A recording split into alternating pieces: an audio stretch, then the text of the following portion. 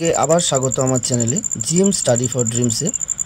তো আজকে তোমাদের সাথে জিওগ্রাফি যে ক্লাসটা আমি শুরু করেছিলাম, সাজেশান বলতে পারো, পিএসসি হোক যে কোনো রাজ্য লেভেলের এবং সেন্ট্রালের পরীক্ষার জন্য জিওগ্রাফি থেকে কিভাবে বেসিক পড়াশোনা করবে, কিভাবে প্রশ্ন কমন পাবে, কিভাবে নিজেরাই সেলফ স্টাডি করতে পারবে, সেগুলোর জন্য যে গাইডেন্স শুরু করেছিলাম।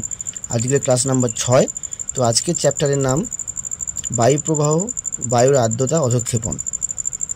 এই অধ্যায় থেকে আমরা আজকে পড়াশোনা করব এবং জানবো কী কী প্রশ্ন পরীক্ষা আসে। প্রথমে আমরা দেখে নেব স্থানীয় বায়ু কাকে বলে। একটু উদাহরণ দাও এখানে দেখে নেব। কাকে বলে তো পরীক্ষায় লাগবে না, তবু সাব ইন্সপেক্টরের পরীক্ষায় যে 2 নম্বর করে প্রশ্ন পড়ে, সেখানে আমাদের এইরকম টাইপের প্রশ্ন আমাদের করতে হয়, অঙ্ক ডিসক্রিপটিভ করতে হয়। সেক্ষেত্রে দেখো উদাহরণ লু আছে, ফন আছে, চিনুক, পাম্পেরো, এগুলো সবই স্থানীয় বায়ু। লু কি?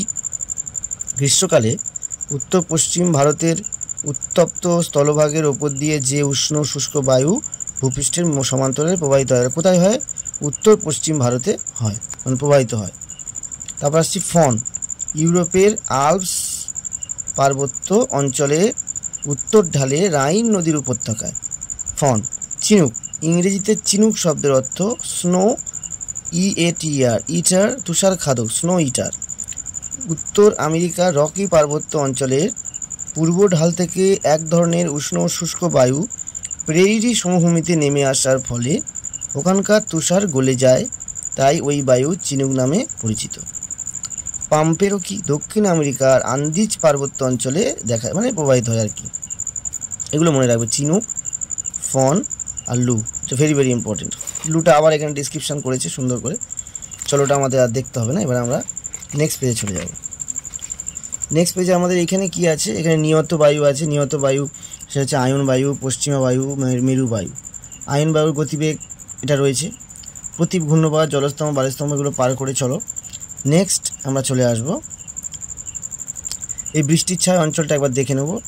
আর এখানে এসে দেখব বাণিজ্যিক বায়ু কেন বলা হয় আয়ন বায়ুকে। এই যে অয়ন কথার অর্থ পথ। আগেকার দিনে পালতোলা বাণিজ্য জাহাজ এই আয়ন বায়ু প্রবাহের সাহায্যে নির্দিষ্ট পথে চলাচল করত, ঠিক আছে? সেই জন্য দেখো এইখানে পরীক্ষায় এসেছিল এই প্রশ্নটা, পিএসসি মিসলেনিয়াস। বায়ু প্রবাহের গতি মাপার জন্য যে যন্ত্রটি ব্যবহার করা হয় তাকে বলা হয় অ্যানিমোমিটার। চিনতে পারছো তো? তাহলে প্রশ্ন সব বই থেকেই হয়, আমরা শুধুমাত্র ঘরে সম্পত্তি রেখে দিয়ে বাইরে খুঁজে বেড়াই কোথায় কি আছে। অ্যানিমোমিটার দেখো বইয়ের মধ্যে পরিষ্কারভাবে উল্লেখ রয়েছে। চিনুক একটু আগে আলোচনা করেছি। চিনুক বৃষ্টিপাত পরিমাপ মাপক যন্ত্রের নামটা দেখে নাও। বৃষ্টিমাপ রেন গজ। বৃষ্টিপাত কয় প্রকার মোটামুটি জানো, পরিচলন, শৈলোৎক্ষেপ, ঘূর্ণবাদজনিত বৃষ্টি। পাম্পেরও আলোচনা করে দিয়েছি। এবার আমরা চলে যাব ফন। Very very important. ফন এক ধরনের স্থানীয় বায়ু। ইউরোপের আল্পস পার্বত্য অঞ্চলের উত্তর ঢাল থেকে রাইন নদীর উপত্যকার দিকে এই বায়ু প্রবাহিত হয়। পার্বত্য বায়ু, উপত্যকা বায়ু। এখানে এসে দেখো পার্বত্য বায়ু বা নিম্ন ঢাল প্রবাহী বায়ু বা ক্যাটাবেটিক বায়ু বলা হয়।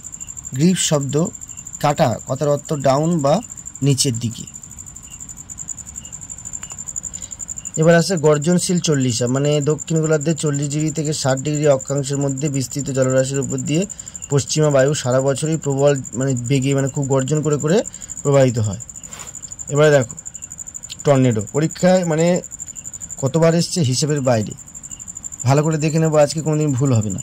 ভূপৃষ্ঠ থেকে ঊর্ধ্ব দিকে প্রসারিত ফাদলের মতো আকৃতির মেঘ থেকে যে প্রবল ঝড়ের উৎপত্তি হয় তাকে টর্নেডো বলে। আমেরিকা যুক্তরাষ্ট্রের টর্নেডোকে টুইস্টার বলা হয়। টর্নেডোর বৈশিষ্ট্যগুলো এগুলো রইল। এবার কোথায় দেখা যায় যদি বলো, তাহলে আমেরিকা যুক্তরাষ্ট্রে।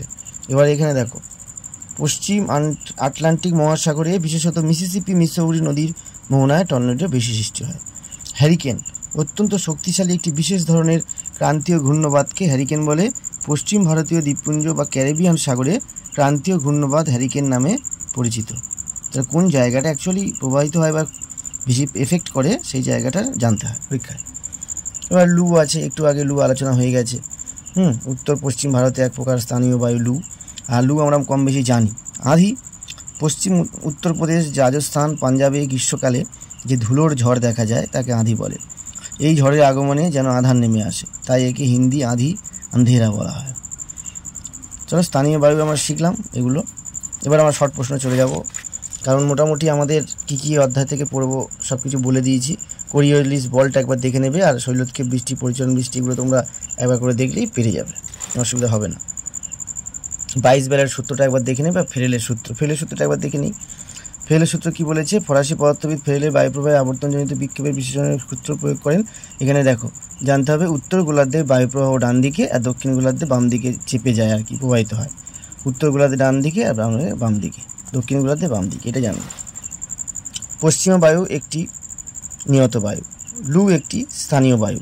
চীন সাগরের সৃষ্ট ক্রান্তীয় ঘূর্ণবাতের নাম টাইফুন। পর্বতের বা প্রতিবাদ ঢালে সাধারণত শৈলক্ষে বৃষ্টিপাত হয়। পরিপৃক্ত বায়ুর উষ্ণতা শিশিরাঙ্কের নিচে নেমে গেলে তখন সেটা কি হয়? তখন হয় ঘনীভবন। শিশির, তুষারপাত, কুয়াশা অধঃক্ষেপণের উদাহরণ। তাহলে কোনটা? তুষারপাত।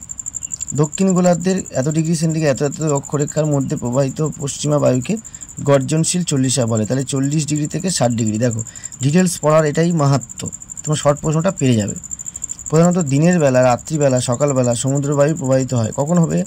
তখন হবে তোমাদের সমুদ্রবায়ু প্রবাহিত হয় দিনের বেলা, অ্যান্সার।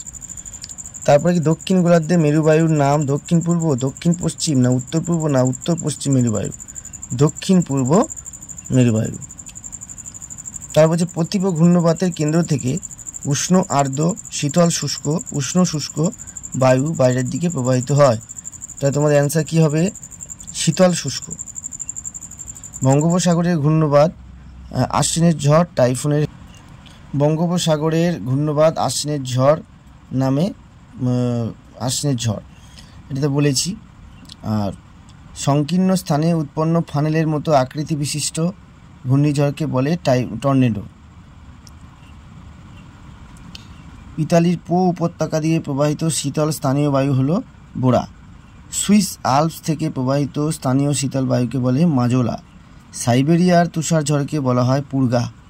পার্বত্য অঞ্চলের ঢাল দিয়ে ঊর্ধ্বমুখী বায়ুপ্রবাহকে বলে অ্যানাবেটিক বায়ুস্রোত।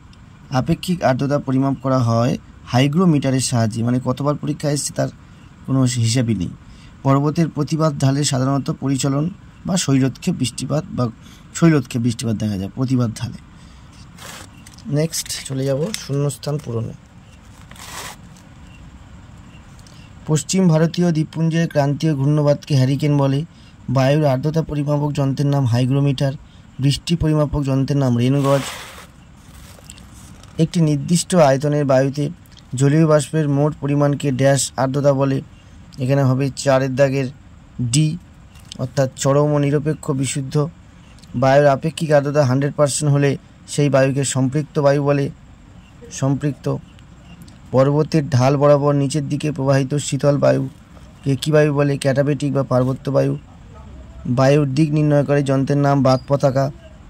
সমুদ্র উপকূলে দিনের বেলায় যে বায়ু প্রবাহিত হয় তার নাম হচ্ছে সমুদ্র বায়ু। মেরুদেশীয় উচ্চচাপ বলয় থেকে যে বায়ু মেরুবৃত্ত প্রদেশীয় নিম্নচাপ বলয়ের দিকে প্রবাহিত হয় তাকে বলে ড্যাশ বায়ু। তাকে কি বলা হয়? তাকে বলা হয় মেরুবায়ু। ক্রান্তীয় ঘূর্ণবাতের কেন্দ্রে থাকে ড্যাশ চাপ থেকে কি চাপ? নিম্নচাপ। ফেরেলের সূত্র অনুসারে বায়ুপ্রবাহ উত্তর গোলার্ধে কোন দিকে বেঁকে যায়? এ দেখো ডিটেলসে না জানলে এটা আমরা বলতে পারতাম না, তাই ফেরেলের সূত্রটা আমি আলাদা করে বলেছিলাম ডিটেলসে পড়তে। গ্রীষ্মকালে দুপুরবেলা উত্তর পশ্চিম ভারতে যে উত্তপ্ত বায়ু প্রবাহিত হয় তাকে লু বলা হয়। তার ডান দিক বাঁ দিকটাও করে নিই। 1 দাগের বি, সিরক্কো সিসিলি দ্বীপে। খামসিন মিশর। ফন কোথায়? রাইন নদীর উপত্যকা ফন। চিনুক কোথায়? চিনুক হচ্ছে চিনুক 4 দাগের ডি, প্রেরি। আর 5 মিস্ট্রাল রোন নদীর উপত্যকা। এই কটা। যে কোনো পড়াশোনা যদি পিডিএফ দেখে করিয়ে আমাদের যতটা না হয়, ক্লাস শুনলে, পড়া করলে বা কানে শুনলে বেশি মনে থাকে। তো চলো, ভালো থাকবে। নেক্সট ভিডিওর জন্য অপেক্ষা করো। Stay tune to GM study for dreams.